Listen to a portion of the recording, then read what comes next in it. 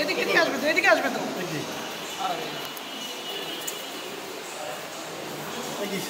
চলবে না? না এদিকে আসতে হবে তো, এদিকে আসতে হবে।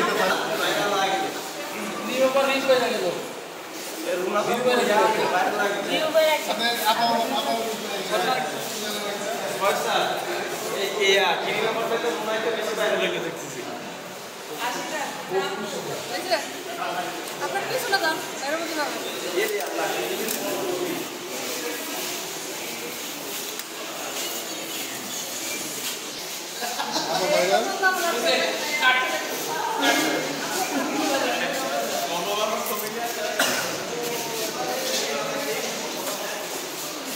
বুড়া মানুষ আগে যা খান পেয়েছে।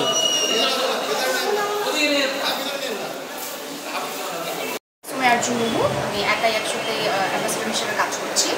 তো শুধুমাত্র একজন নারী, মহিলা, মেয়ে সেই জায়গা থেকে না, আমার মনে হয় একজন সচেতন নাগরিক হিসেবে প্রথম দায়িত্ব আমি যেটা মনে করি, যেটা আমার কাছে মনে হয়েছে এটা অন্যায় বা এটা করা উচিত নয়, সেই জায়গা থেকে আসলে আমাদের একাই একশো প্ল্যাটফর্ম থেকে সেই উদ্যোগের মাধ্যমে এবং সমাজসেবা বাকি তাদের সবার সহায়তা আসলে এই উদ্যোগটা বা এই স্টেপ পর্যন্ত আমরা আসতে পেরেছি।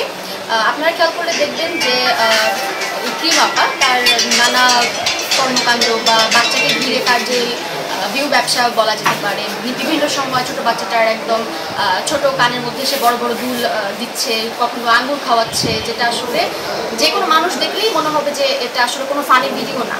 হ্যাঁ, সেটা কোনো ধরনের ফানি ভিডিও হিসেবে বলা যায় না, সেটা দেখেই মনে হবে যে আসলে জোরপূর্বক তাকে যেটা করানো হচ্ছে।